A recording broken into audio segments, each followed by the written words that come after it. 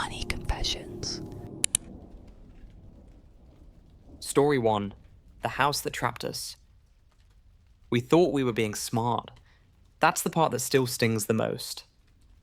My wife and I had been renting in a decent suburb just outside of Phoenix. 2 kids, a dog, 2 used cars that still ran okay, and the kind of budget that required a spreadsheet but not panic attacks. We both had stable jobs. She was a nurse with a solid union position, and I was in IT, working remotely for a medium-sized company out of Denver.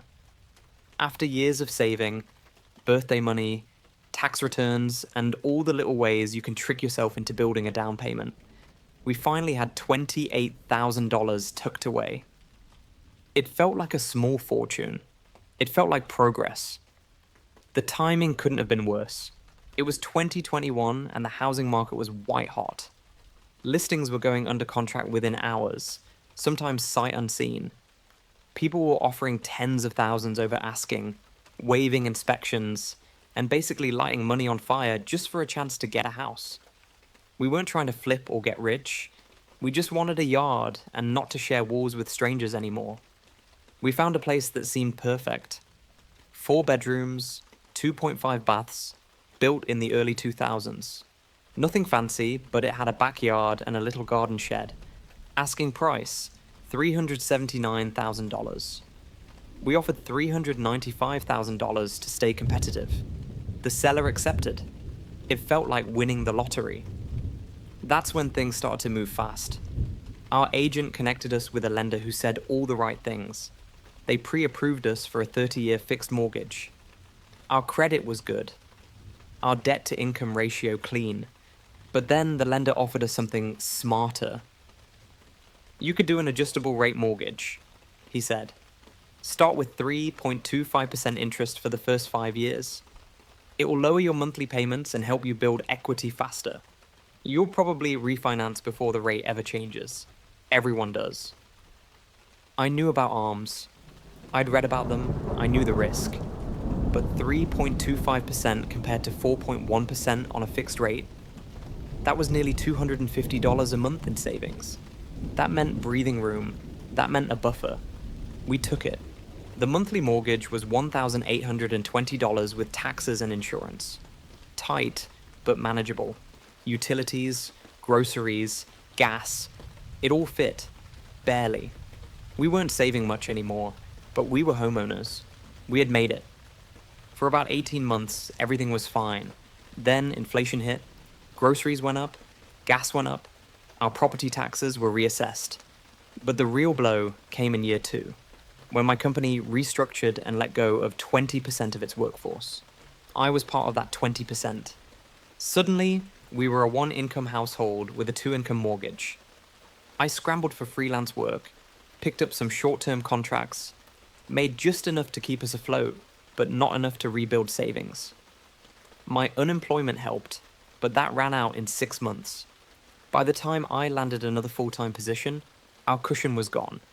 Then year 5 arrived. That's when the arm adjusted. Our interest rate jumped from 3.25% to 6.8%, nearly double. Our mortgage payment went from $1,820 to $2,430 overnight. That extra $600 a month may as well have been $1 million. We called the lender, asked about refinancing. Your current equity isn't high enough to qualify for a refi without PMI, they said. And interest rates now are higher than what you're adjusting to. It wouldn't make sense. They weren't wrong. Rates were around 7% at the time. We were stuck. We tried cutting expenses. No more streaming services. No eating out. I started delivering groceries in the evenings after work. My wife picked up overtime shifts. The kids noticed. They started asking why we never did anything fun anymore. Then our car needed repairs. Then we had to replace the water heater. Then the dog got sick. It all snowballed. We missed our first payment in month 61, then another. We caught up by draining the last of our emergency fund and borrowing $2,000 from my wife's sister. But it wasn't enough. The lender started calling. Late fees piled up. We applied for a forbearance but were denied. Our hardship wasn't considered severe enough. We looked into selling, but the comps in our area had dropped. The most we'd get was maybe $370,000, and we still owed $361,000 on the mortgage. After fees and closing costs, we'd walk away with nothing. We talked to a bankruptcy attorney. He said we weren't insolvent, just severely cash-strapped. Eventually, we had to make a decision. We sold. We found a buyer willing to pay $374,000. After everything, we walked away with less than $5,000. Almost 4 years of home ownership, and we walked away with less than we started with. We moved into a 2-bedroom apartment with our kids and our dog. It's cramped, but we can breathe again. Our new rent is $1,400. We're slowly rebuilding savings, slowly paying off the debt we accumulated trying to keep the house. I still have the spreadsheet I used to calculate our mortgage. I still look at it sometimes. We thought we were being smart. We thought we understood the risk. But the truth is, when someone offers you a deal that sounds just a little too convenient, they're not thinking about your future. They're thinking about closing the loan. We didn't buy a house, we bought a trap. Story 2. The margin mistake. I thought I understood investing. That's what made it so humiliating. I wasn't new to the market. I wasn't gambling in crypto or chasing meme stocks on Reddit. I had a spreadsheet, a plan, a diversified portfolio. I'd been investing since college.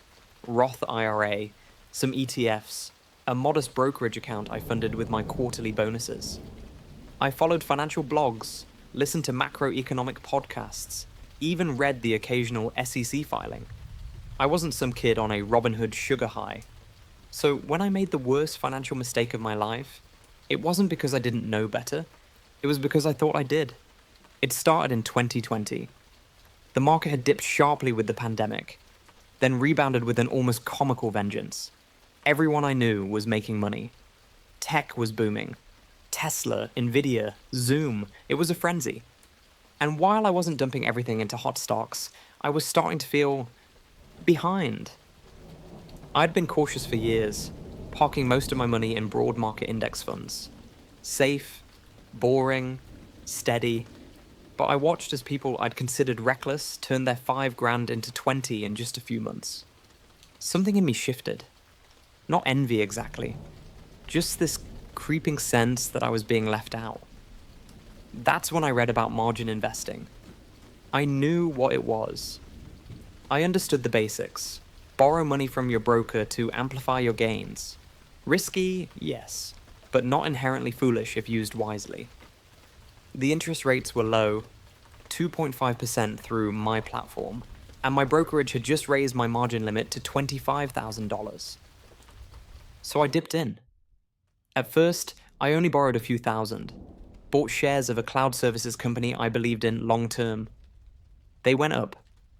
I paid back the margin, pocketed a small profit, and felt invincible. I wasn't day trading. I wasn't chasing pumps.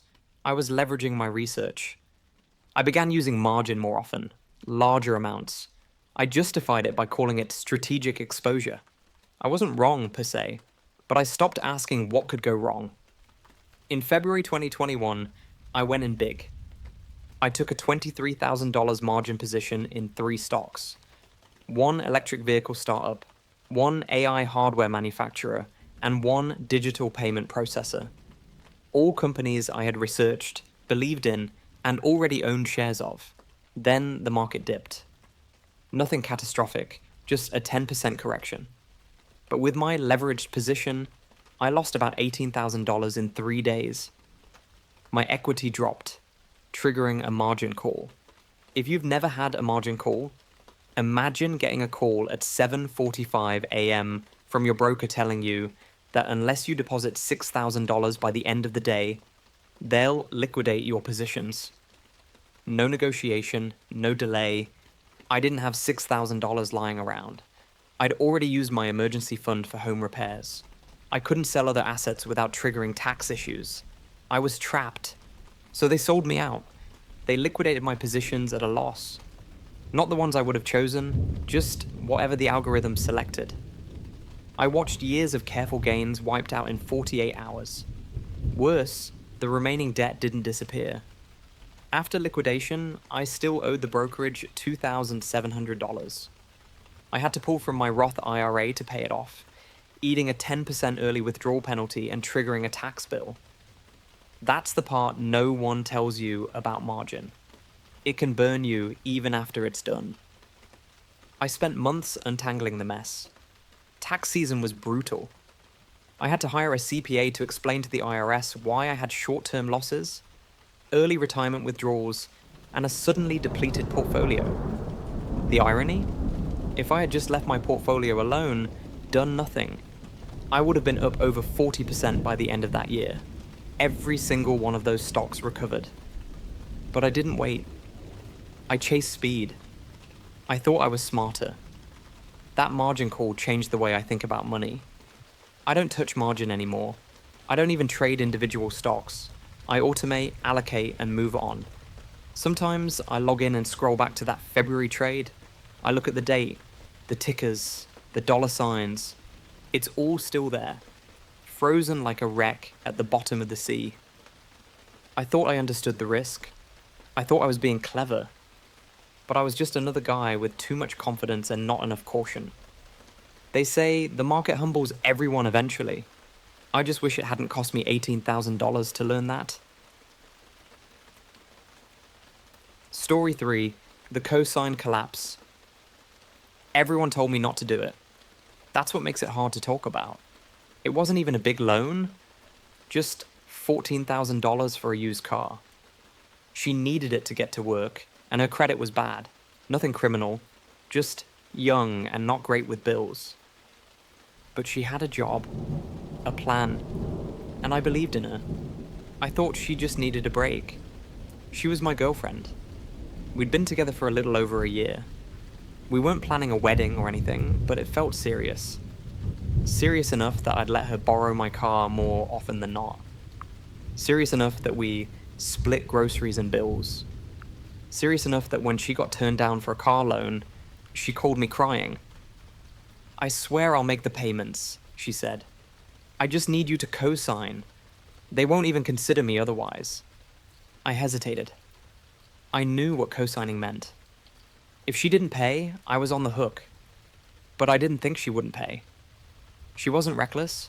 She wasn't using me. She just had bad luck. So I did it. I signed. The payments were $312 a month. Totally doable with her income. She was working full-time at a dental office and had just gotten a small raise. I remember feeling proud, like I'd helped someone I cared about move forward. 3 months later, she stopped taking my calls. It wasn't sudden. First it was delayed texts, then vague excuses for why she couldn't hang out, then radio silence, 1 week, then 2. I called from a friend's number. She answered, then hung up when she heard my voice. I still remember logging into the loan portal and seeing the missed payment alert. It was a sinking feeling, like the floor shifted beneath me. I messaged her. No response. I called her mom. Her mom said she moved out of state. She'd stopped paying after 2 months. She'd missed one payment, then ghosted. Now the account was in default. I called the lender, explained I wasn't the primary borrower. They didn't care. "You co-signed. You're legally responsible for the debt." They were right, I knew that. I just hadn't thought I'd need to be responsible. By the time I caught up, there were late fees and interest stacked on. The balance was now over $15,300. I couldn't afford to pay it off, so I started making the monthly payments myself. $312 every month. For a car I didn't drive, for a person I no longer spoke to. The worst part? She kept the car. I thought about reporting it stolen, but a lawyer told me it would be tricky since my name wasn't on the title, just the loan.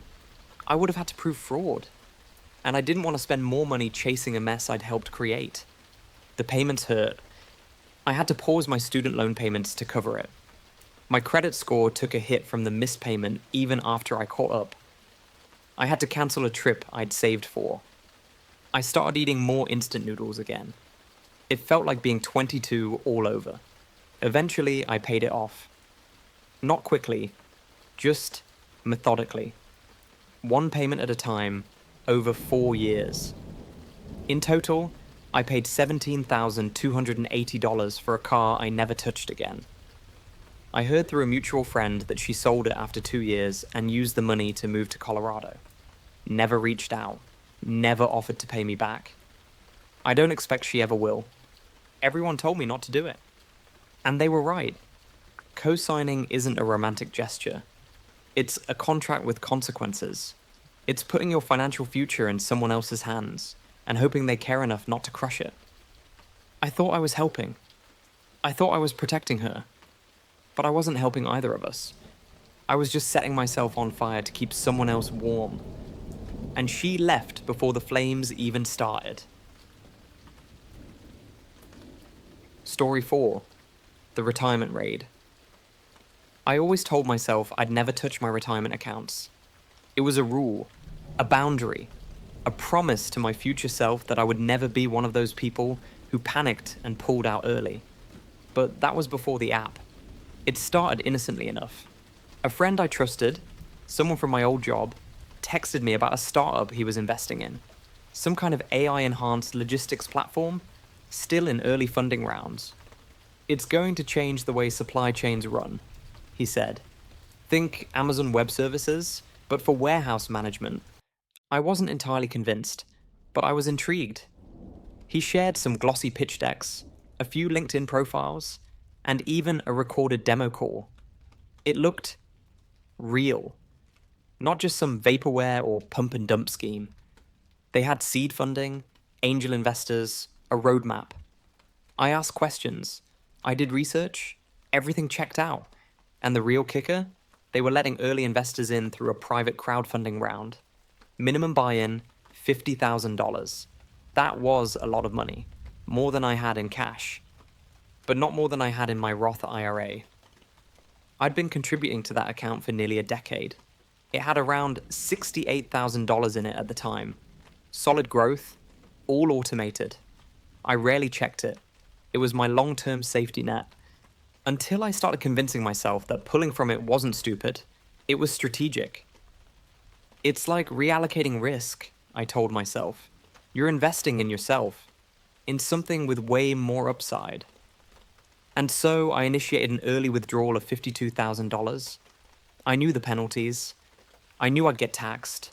But in my mind, the return potential would more than make up for it. The money wired. The shares were issued. I got my name on a cap table, a digital certificate, and a welcome email from the founders. Then, nothing. For a while, they sent updates, progress reports, milestone achievements, but no revenue, no clients, just beta testing, integrations, and conversations with major logistics players. Then my friend stopped replying. Emails bounced, their website changed, then went offline. A Google search showed the company was marked inactive in Delaware. I started to panic.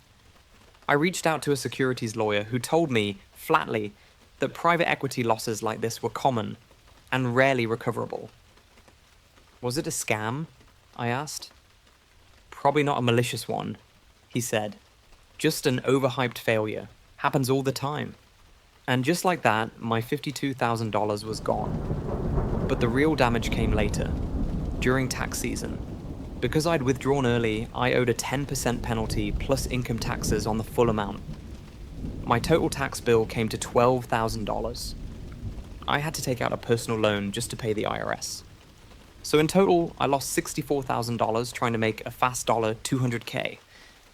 I'm 38 now, and my retirement account is basically starting from scratch. I've been maxing it out again, slowly rebuilding, but I lost nearly a decade of compound growth, all because I broke a rule I thought I was too smart to ever break. The startup never made the news. It didn't implode in flames. It just faded into silence like a balloon deflating in another room. I still think about that money sometimes. What it could have grown into if I'd just left it alone. What I could have done with it later. But mostly, I think about how sure I was. how confident, how careful I believe myself to be, and how easy it is to lie to yourself when the story sounds good enough. Story 5. The Healthcare Gamble. Health insurance always felt like a scam until I needed it. That's how I ended up $47,000 in debt before I turned 30. I was freelancing full-time after leaving a toxic corporate job. It felt empowering, working on my own terms, setting my own hours, choosing my clients. I made decent money, around $60,000 a year. Not amazing, but livable, flexible, free. My old job had great health insurance, PPO, low copays, everything covered. But when I left, Cobra coverage was $530 a month. I couldn't stomach it. That was nearly 10% of my income. I looked at ACA plans, but even the cheapest ones were over $300 with sky-high deductibles. So I told myself, the thing people always tell themselves right before disaster, I never get sick. I skipped insurance entirely. Just for a little while, I thought. Just until I landed a few higher-paying clients. Just until I figured it out. Then I got hit by a car. It was a freak accident. I was riding one of those electric scooters to meet a friend. A car took a turn too fast and clipped the back wheel. I went flying. I don't remember the fall. I remember waking up in the ER with a broken collarbone, a mild concussion, and 3 fractured ribs. The hospital was kind, but the billing department wasn't. The ambulance ride alone was $2,100. The emergency room stay, scans and procedures totaled nearly $26,000. Add in follow-up appointments, x-rays, physical therapy, and medications. It reached $47,000 within 3 months. I cried when I saw the first bill. I tried negotiating, tried applying for hardship assistance, but because I'd made more than $40,000 the previous year, I didn't qualify for most hospital aid programs. They offered a payment plan, $980 a month. That was more than my rent. I begged for something lower. They dropped it to $550, still nearly half my monthly take-home pay. I started paying what I could. $300 here, $200 there. It wasn't enough. The balance didn't shrink. Then the accounts were sent to collections. My credit tanked. I couldn't get approved for a new apartment. I had to renew my lease with a higher deposit. I started taking on more and more freelance work just to keep up. But the stress affected my focus. Deadlines slipped, clients dried up. I spiraled. Eventually, I picked up a part-time job with benefits, just to have insurance again. It was humbling. Going from self-employed freedom to stocking shelves at night so I wouldn't be financially destroyed by a second accident. It took 4 years to pay down that medical debt. 4 years of stress, side gigs, and skipping anything that looked like joy. Vacations, hobbies, dates, all gone. I have insurance now. It's not amazing, but it's there. $289 a month. Still hard to pay, but I do it. Because now I know the truth. Health insurance isn't a scam. It's a bet you hope you lose. And when you don't have it, you're gambling with everything. Story 6. The rewards game that played me. It started with a podcast. Some guy talking about how he flew his whole family to Hawaii in first class using nothing but credit card points. He made it sound so easy.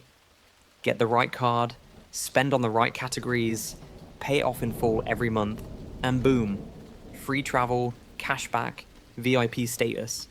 He even called it a game. I've always liked games. At the time, I had 2 credit cards, one for emergencies and one for groceries.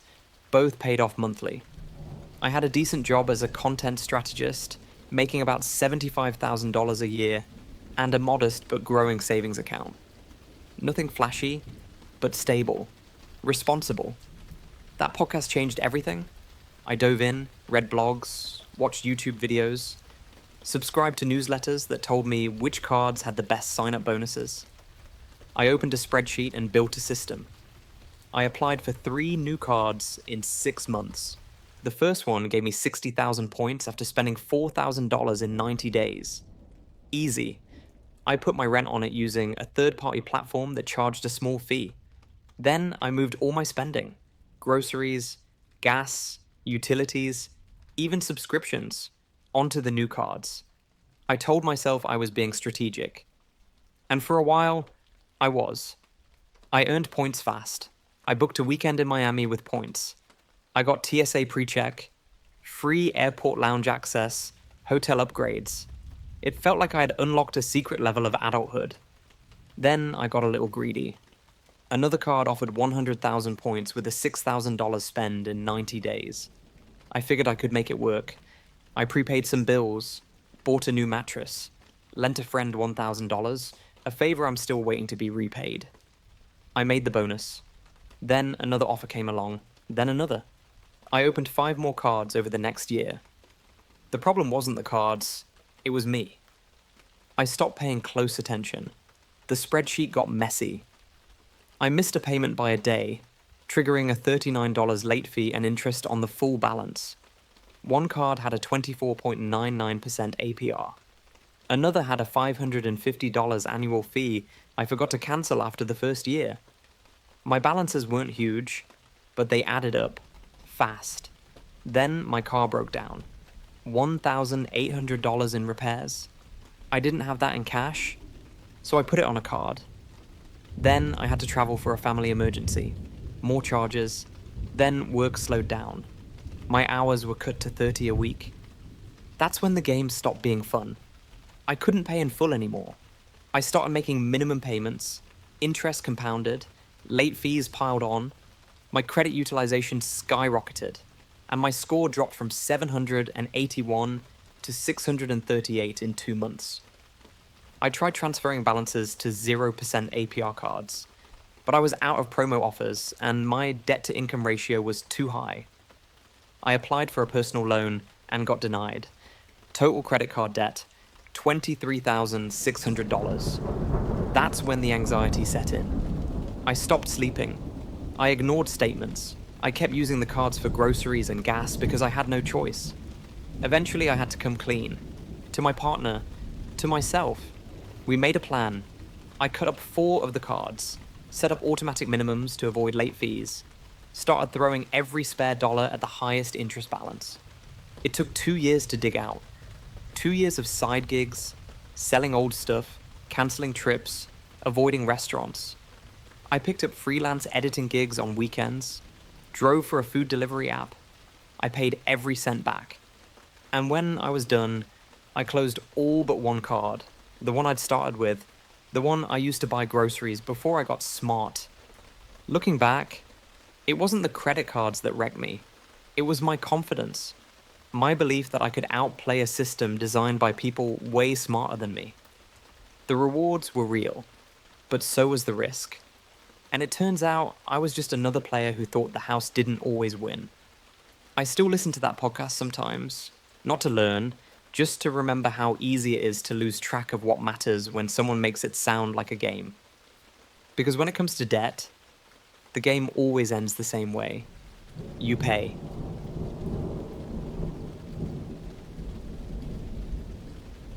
Story 7, The Dealership Trap. It was supposed to be a simple upgrade. My old Honda Civic had survived 3 cross-country moves, 2 jobs, and more road trips than I could count. It had 198,000 miles on it, no AC, and made a wheezing sound every time I hit 40 miles per hour. I told myself it had character. My mechanic told me it had maybe 6 months left. I'd just landed a new job, mid-level marketing role at a regional retail chain. Not glamorous, but it came with a raise and a 5-day-a-week commute. I figured it was time. Time to get something with a backup camera. Time to stop holding my breath during emissions tests. I wasn't looking for luxury. I just wanted reliable, affordable, maybe a hybrid. That's how I ended up at a dealership off the freeway, walking among rows of polished cars with a trade-in Civic and a spreadsheet on my phone. I'd done my homework, knew the price range, knew my credit score, knew what I could afford. But knowing what you can afford doesn't matter when someone else controls the paperwork. The salesman was exactly what you'd expect. Overly friendly, just pushy enough. told me he loved helping smart buyers like me, said I could qualify for 0 down, said I could drive away that day. That was my first mistake, believing I was in control. The car I picked was a 2019 Toyota Corolla Hybrid. Low miles, clean history, sticker price, $22,500. He said they'd give me $1,800 for the Civic. I knew that was low, but I didn't want to keep shopping. I wanted to be done. We went into the financing office. That's where things got messy. They offered me a loan at 6.4% APR over 72 months. That felt high. I pushed back. The finance guy raised an eyebrow. Actually, he said, we can do a balloon loan instead. Lower monthly payments. You'll save hundreds each year. I hesitated. I didn't really understand what a balloon loan was. It's like a regular loan, he said, just structured to give you breathing room. You'll probably trade in before the final payment is due anyway. Breathing room sounded good. My new salary was solid, but I was also paying off student loans and saving for a wedding. I signed. My monthly payment came out to $321, which felt manageable. The final balloon payment, $7,800, due at the end of the term. I figured I'd refinance or trade in by then. Everyone did. That's what they told me. For the first year, it was fine. The car was great. I barely thought about the terms. Then interest rates started climbing. Then my company froze raises. Then my fiancée lost her job. Suddenly, that future balloon payment didn't feel so far away. I tried to refinance. No bank would touch it. Not at the current value of the car. Not with the remaining balance structured that way. I looked into selling. Dealers offered less than the remaining balance. Private buyers weren't interested in a car with weird financing. I was stuck. I started stashing away money for the final payment, but it was never enough. Every time we got ahead, something happened. Medical bills, vet bills, the HVAC died. Then the final year arrived. I still owed $7,800. I tried negotiating with the lender, asked about spreading it over more payments. They said I'd have to refinance entirely. But by then, my credit had dropped due to missed utility payments during a rough winter. I no longer qualified for favorable terms, so I defaulted. The car was repossessed 3 months later. They auctioned it for $9,200. After fees, they said I still owed $1,300. My credit tanked. I had to borrow a car from my brother to get to work. The wedding was postponed. My emergency fund was gone. And the worst part? I wasn't behind because I splurged or failed to budget. I was behind because I believed someone who told me I was making a smart decision. A balloon loan isn't illegal. It's not even unethical. It's just risky. And they know that. They sell it to people who want relief now and hope they'll figure it out later. I thought I was being clever. I thought I understood the trade-offs. But all I understood was the monthly payment. Now I read every line, every term, every clause. If something doesn't make sense, I walk away. Because the second you believe you're the smartest person in the room, you're already in trouble. And at a car dealership, that trouble usually comes with interest. Story 8. The crypto wallet that vanished. I used to check it every morning. Before coffee, before email. Before I even got out of bed, I'd open the app and stare at the number. At its peak, it said $312,843. That number was supposed to change everything. I wasn't some crypto bro. I didn't shill on Twitter or follow pump and dump Telegram groups. I was a cautious investor who happened to be early. I bought Ethereum when it was $90. Picked up some Solana before the boom. Held a little Bitcoin from a freelance payment back in 2016. I wasn't trying to get rich. I was just curious. Then 2021 happened. The market exploded. My modest stack became a small fortune. I watched that portfolio grow every week. I rebalanced, diversified, even took some profits.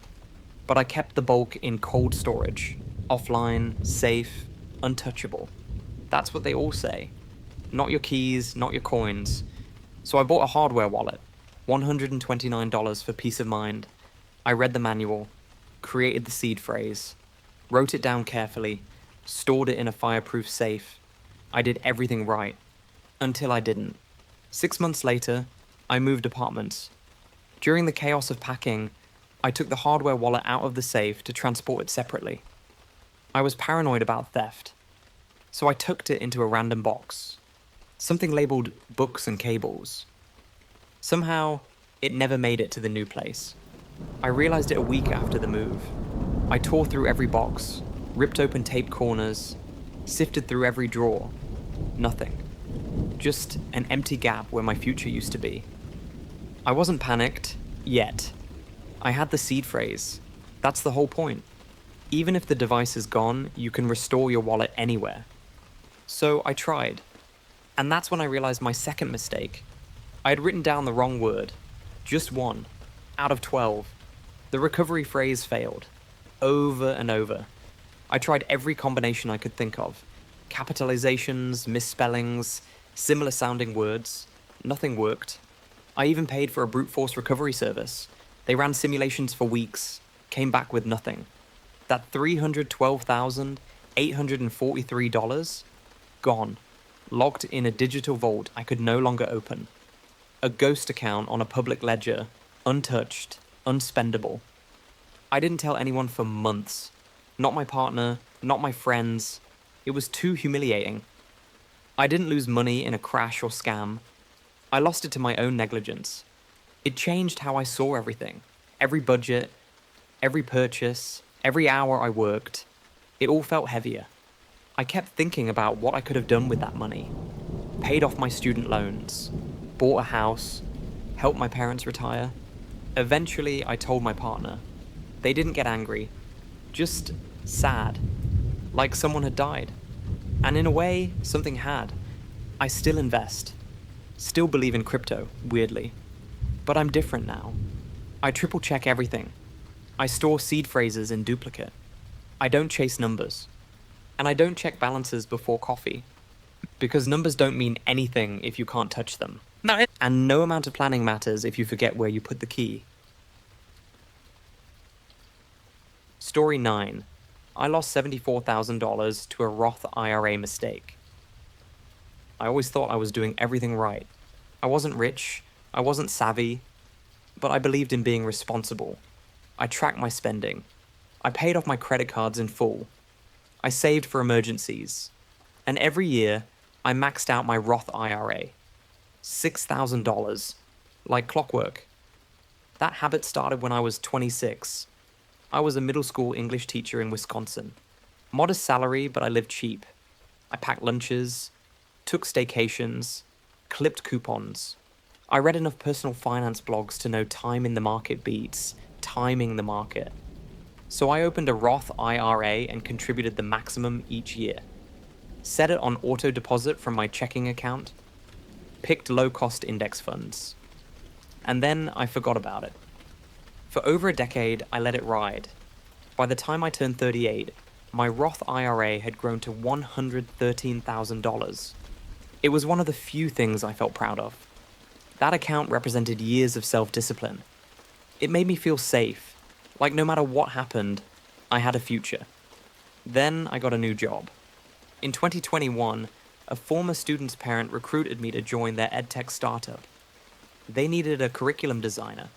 The pay was more than I'd ever made, $118,000 a year, plus a performance bonus. It felt like a dream come true. I still believed in education, but now I could build something and earn a real income doing it. I didn't change much about my financial life except I finally had breathing room. I paid off the last of my student loans, upgraded my car, started putting more into my 401k, and of course, I kept contributing to my Roth IRA until the IRS letter came. I remember opening the envelope at the kitchen table. At first, I didn't even understand what it meant. Excess contributions to Roth IRA sounded like a good problem. How could contributing too much be bad? Turns out there's an income limit. If you make too much, you're not allowed to contribute to a Roth IRA directly.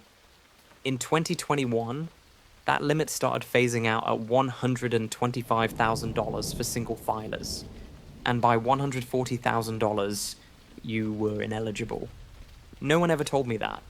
I had contributed the full $6,000 in 2021, and again in 2022, and in 2023, all while making too much money to legally do it. I had violated the rules for 3 years straight. The penalties were brutal.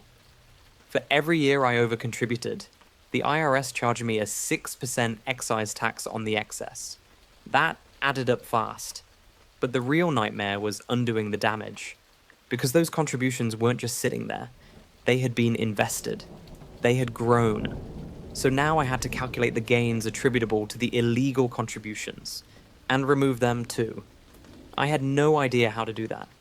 I ended up hiring a CPA who specialized in retirement accounts. It cost me $1,700 just to file the amended returns.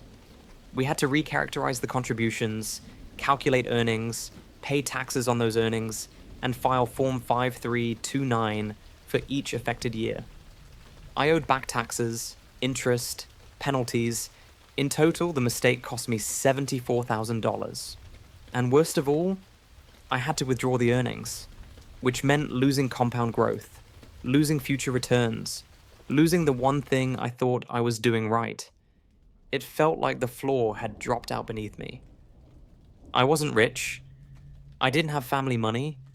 That Roth IRA was supposed to be my security. I cried in the shower the night we finished the amended returns. I felt so stupid. But it wasn't stupidity. It was ignorance. No one teaches you this stuff. Not in school, not at work. And the IRS doesn't send you a friendly reminder when your income crosses the limit. I told a friend about it months later. She said, "Why didn't you just do a backdoor Roth?" I didn't even know what that was. I wasn't trying to game the system. I just didn't know the rules had changed. Since then, I've become the annoying person who warns everyone about Roth limits. I talk about AGI thresholds at dinner parties. I send links to IRS tables. I even helped my sister unwind a mistaken contribution before it became a penalty. I still believe in saving, still contribute to retirement accounts, but I read every rule now, twice. And every April, I stare at my tax software and whisper, "Please don't let me screw it up this time." Because I can earn more money, but I'll never get back the years that account was supposed to grow. And I'll never again assume that just because you're trying to do the right thing, you actually are. Story 10. The cosign that cost me everything. I didn't think twice when he asked. It was my brother. He needed a car to get to work. His credit was shot. Mine was good. He promised he'd make the payments. Swore on our mother's life. And I believed him. Because that's what you do for family. At least, that's what I thought. It started in 2019.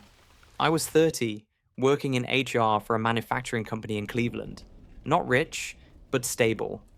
I had a decent apartment, a 401k, and a 740 credit score. No debt except for a few thousand left on my student loans. My older brother Dean had always struggled to get his life together. Odd jobs, couch surfing, a string of minor arrests in his 20s. But when he got hired as a warehouse supervisor, it felt like maybe he was turning a corner. The job was on the edge of town, no bus line, he needed a car. He had $2,000 saved for a down payment, but no bank would approve him. He asked me to co-sign. "Just until I build up my credit," he said. "You won't have to do anything. I'll handle all the payments." The loan was for a used 2017 Ford Escape. $14,600 plus interest. The dealership ran both our credit and gave him a 7.9% APR with me on the loan. I signed. He drove off the lot grinning. For a few months, everything seemed fine. He Venmo'd me screenshots of each payment. I stopped thinking about it. Then he lost the job. Something about a fight with a supervisor. I never got the full story. He said it was temporary. He was interviewing. He'd get back on his feet. But the payment stopped. I started getting calls. This is a courtesy reminder from Capital Auto Lending. Your payment is now 15 days past due. I called Dean. He said he needed a couple more weeks. Another call, then another. I covered the missed payment. $362. Just to protect my credit. I told him I needed it back soon. He said he understood. Then he went dark. Didn't answer texts. Voicemail box full. Social media silent. Meanwhile, the loan company reported the missed payment. My credit score dropped 64 points in a month. I was furious, embarrassed, and terrified. Because now I was on the hook for a car I didn't drive, tied to someone I couldn't reach. I considered reporting the car stolen, but a lawyer friend told me that wouldn't work. I was legally responsible. Dean was the primary driver, but I was equally liable.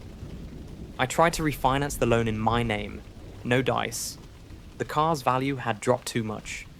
The lender wouldn't approve it unless I paid down $4,000 first. So I kept paying. For over a year, I made those monthly payments. I cut out dinners, cancelled Netflix, delayed my dental work, anything to stay afloat. Eventually, I found out through a cousin that Dean had moved to Florida. He left the car behind. It had been sitting in a tow lot for 3 months, abandoned, impounded after it was found parked illegally. I paid $1,200 in fees just to get the title released. Then I sold the car for $6,500. The loan balance was still over $9,000, so I paid that too.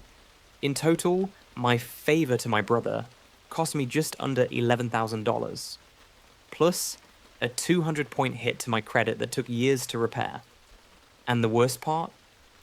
He never apologized, never paid me back, never even called. That loan destroyed my plans. I couldn't qualify for a mortgage when I tried to buy a condo, had to rent for 3 more years, higher interest, higher costs, all because I said yes when I should have said no. Now, when someone asks if I'd co-sign for them, I have a script. I love you, but I can't risk my financial future. I hope you understand. Because I learned something I wish I hadn't had to learn. Love doesn't make a loan safe, and trust doesn't make you less liable. Story 11. I was the reason my sister can't buy a house. I don't tell people this story. Not because I'm afraid of how it makes me look. Because I already know how it makes me look. Like a leech. A loser. The brother who couldn't get it together, so he dragged someone else down with him. But I wasn't trying to hurt anyone. I was trying to survive. It started in 2019. I was 34, living paycheck to paycheck in Akron. I'd just gotten hired as a warehouse supervisor after bouncing between gigs for years. Temp jobs, restaurant kitchens, the kind of work that doesn't care if you have a resume. It was the first real job I'd had in a while. Full-time, benefits, a future, but I didn't have a car. And you can't work in the logistics if you can't get to the warehouse. So I called my sister, she's 4 years younger, works in HR.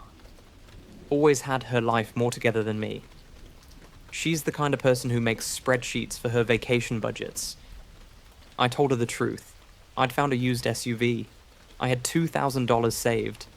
But with my credit score in the 500s, no bank would touch me. I needed a cosigner. She hesitated. I could hear it. But I begged. Told her this job was my shot. That I was turning a corner. That she wouldn't even notice it. It would be my car. My payments. And she agreed. We signed the loan paperwork together. $14,600 plus interest. 7.9% APR. Monthly payments around $360. Manageable. For the first few months, I was golden. Paid on time. Sent her proof. She stopped asking. Then I lost the job. Warehouse politics. A shouting match with a supervisor who thought I was stealing hours. I wasn't, but that didn't matter. I told myself I'd get rehired somewhere fast. But weeks turned into months. Savings drained. Gig apps didn't pay enough to cover rent. let alone the car. I missed a payment. Then, too, I didn't know what to say to her, so I didn't say anything. Every day I told myself I'd call once I had good news, once I was working again, once I could send her a check and say, "See?" It was just a blip. But good news never came. Eventually, I moved in with a friend down in Florida, left the car behind. I thought maybe she'd forget, or maybe the bank would just take it and we'd move on. Then a cousin messaged me. She'd found out. My sister was furious, not even at me, really, just broken. Said her credit score tanked. Said she couldn't qualify for a mortgage. That hit harder than anything. Because I wasn't just failing myself anymore, I was failing her. I tried to send her money when I could. Not much. $50 here, $100 there. I never got a response. She stopped returning my calls. And honestly, I don't blame her. She made one mistake, trusting me. And I turned that trust into a $10,000 hole she had to climb out of. I think about that every time I check my bank account. Every time I hear someone talk about financial literacy like it's a class we all took. I never meant to hurt her, but good intentions don't fix a credit report. And now, when I see her on Instagram, posing in front of a rented apartment she should have owned by now, I know exactly what I cost her. Not just money, but a future. One I still haven't earned the right to apologize for. Story 12. I lied on my taxes, and it cost my best friend everything. I didn't think it was a big deal. Just a small tweak. A line item here. A claim there.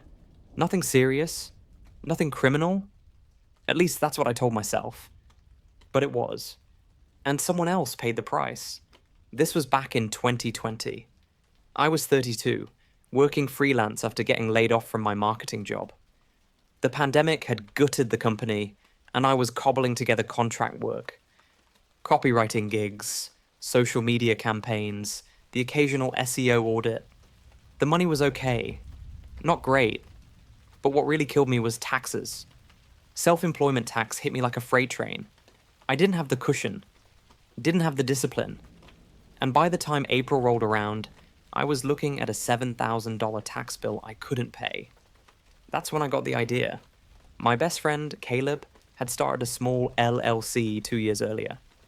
A home renovation side hustle he never really used. We joked about it all the time. How he registered it to look professional but barely even filed paperwork. He let it sit idle. 0 revenue, 0 expenses. So I asked if I could borrow it. Just to run a few expenses through, I said. You're not using it, right? It'll make my taxes look cleaner. Caleb laughed. Said, as long as you're not doing anything shady.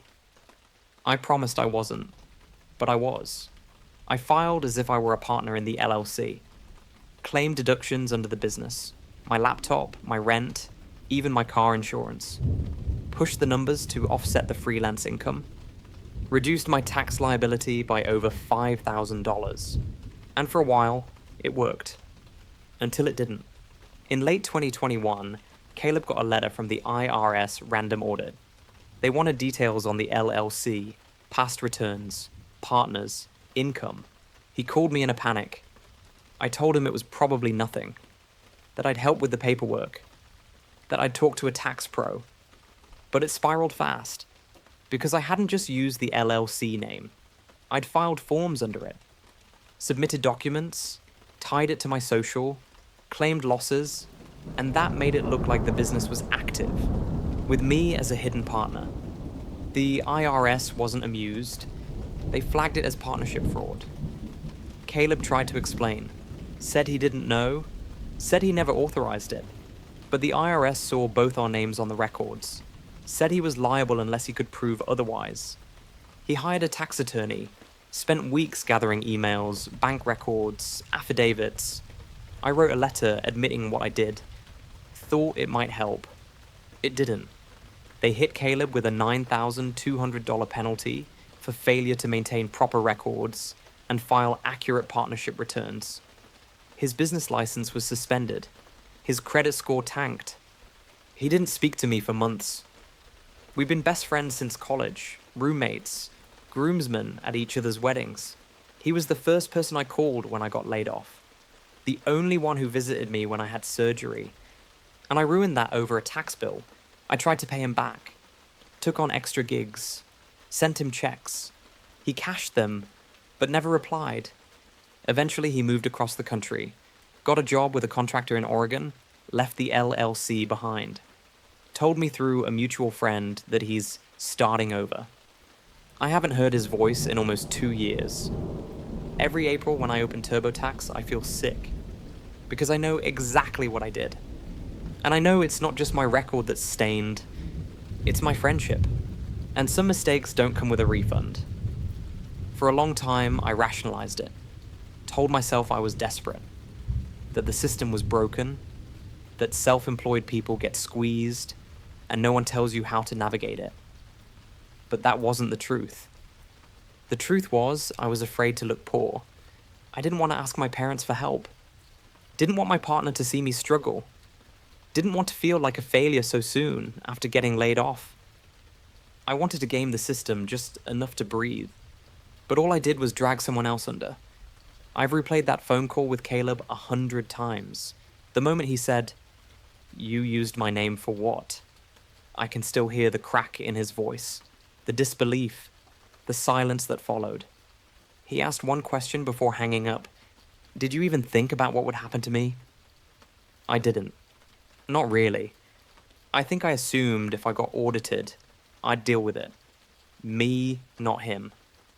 I didn't understand how interconnected those records were. How my little lie would trigger a spotlight on his entire financial history. It's not just that he lost money. He lost trust, lost credibility with the bank he was trying to refinance through, lost 6 months trying to clean up a mess he never made. And he lost me. I've written him letters, emails I never sent, tried calling twice, once last Christmas, straight to voicemail. I don't think forgiveness is owed to me, but I think about what I'd say if he ever picked up. I'd tell him I was sorry, not just for the taxes, for everything, for thinking my short-term panic was more important than his long-term peace, for turning a favor into a burden, for making his name carry the weight of my mistakes. These days, I do taxes by the book. I hired a CPA. I track every dollar. I read the fine print. I also started volunteering once a month at a nonprofit that offers free tax prep to low-income workers. I help people understand what I didn't. I stay late to answer questions. I tell them what the IRS won't. It doesn't fix what I did, but it's something. Last month, I saw a Facebook update from Caleb's wife. They had a baby boy, moved into a new place. She didn't mention Oregon, but there was a picture of Caleb holding the baby in a flannel shirt, smiling. He looked peaceful, and I closed my laptop and sat on the couch for an hour, just breathing, just feeling the weight of it all. Some debts you can pay off in cash, others stay with you year after year, like a line item you can never delete. Story 13. I made a fortune ruining lives, and I don't regret it. I know how this is going to sound. Cold, cruel, maybe even monstrous. But I'm not here to ask for your forgiveness or even your understanding. I'm just here to tell the truth. My name isn't important. Let's just say I was the guy you never noticed in the room. Not the loudest, not the richest, at least not at first. But I watched, I listened, and I learned. I learned that the game of money isn't about fairness. It's about information asymmetry, confidence, and knowing when to push people past the point of no return. I didn't set out to be the villain. But when the rules of the game are broken to begin with, is it really wrong to win? I got my start in 2013, fresh out of college with a degree in finance and a minor in behavioral psychology. While my classmates chased internships at Goldman Sachs or Deloitte, I took a different route. I joined a small but aggressive firm that specialized in subprime personal loans. The job title was Loan Optimization Analyst. What it meant, in practice, was helping structure loans so they looked attractive up front, but bled the borrower dry over time.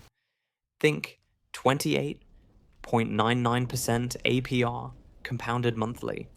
Think origination fees disguised as documentation processing. Think prepayment penalties that made it nearly impossible to escape. Our clients?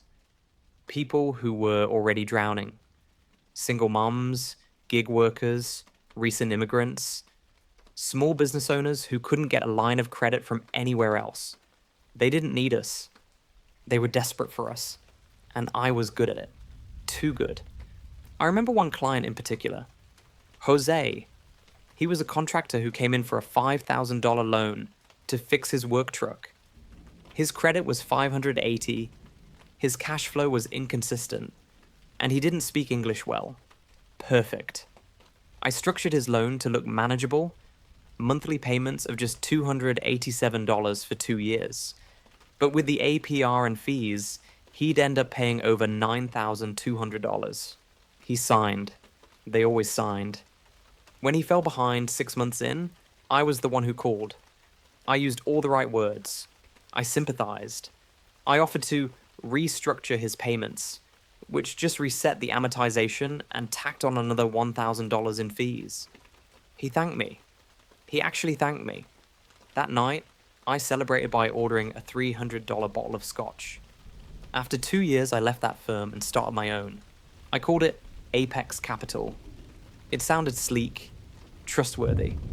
We operated online only and expanded into payday loans, rent-to-own appliances, and eventually, a predatory form of credit repair consulting that charged monthly fees for doing absolutely nothing. By 2018, we were clearing over $2 million in revenue annually. My cut? About $400,000 after overhead. I drove a Tesla. I bought a loft in the city. I wore tailored suits and Rolexes. But most importantly, I stayed invisible. No social media, no LinkedIn, no paper trail that would connect me to the misery I was monetizing. People like to say things like, "You must feel awful, preying on the poor." I didn't. Because it wasn't personal. It was a transaction. You know who I really blamed? The system. I wasn't the one who gutted financial education in public schools. I wasn't the one who made it legal to charge 400% APR in some states. I didn't design the algorithms that denied people mortgages, but approved them for payday loans. I just found a way to profit from it. Tell me, if a casino puts a roulette wheel in every home and people keep playing, is it the dealer's fault when they lose? Then came the pandemic. March 2020, everything changed.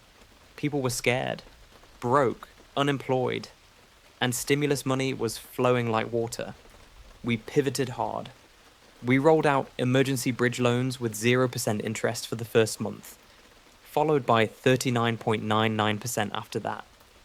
We launched an app that promised fast-track unemployment processing for a fee, even though it just redirected users to state websites. We even had a crypto arm that offered stimulus-backed investment vehicles. It was chaos, and chaos is profitable. I made over $1.2 million that year, personally, after taxes. People cried on the phone with us, told us they couldn't feed their kids, that they didn't understand the terms, that their bank accounts had been drained by auto debits. My staff was trained to follow a script. I understand your frustration, and I'm here to help you explore options. That usually meant rolling over their balance into a new loan with even worse terms. I knew the day would come when the walls started closing in, and they did. In 2021, a state attorney general launched an investigation into abusive consumer practices linked to several online lenders. Apex wasn't named, but we were definitely in the orbit. We changed names, reincorporated under a new shell, transferred assets offshore. I hired a compliance officer and a lawyer who specialized in gray zone operations. Still, I felt it. The heat. Not guilt, never guilt, but attention. And that was dangerous. I started liquidating, sold the crypto division to a VC-backed fintech firm. divested the appliance leases to a larger rent-to-own chain. I even offloaded our loan portfolio at a discount just to get clear. By mid-2023, I was done. Retired. 33 years old, with a net worth just north of $9 million.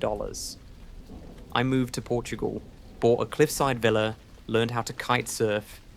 Sometimes, when the wind is right and the sun hits the water just so, I feel something close to peace. But other times, I read the news about record foreclosures, about rising consumer debt, about families one emergency away from ruin. And I wonder if I helped build that. But here's the truth I promised you at the start. I don't regret it. Because someone else would have done it if I hadn't. Because the system was already broken. Because I never forced anyone to sign.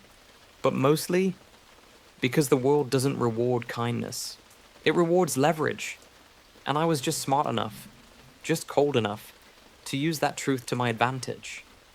Now I watch from a distance, an anonymous man in a beautiful place, living off money made from misery, and no one can touch me. Because I played by the rules, the real ones, not the ones people pretend exist.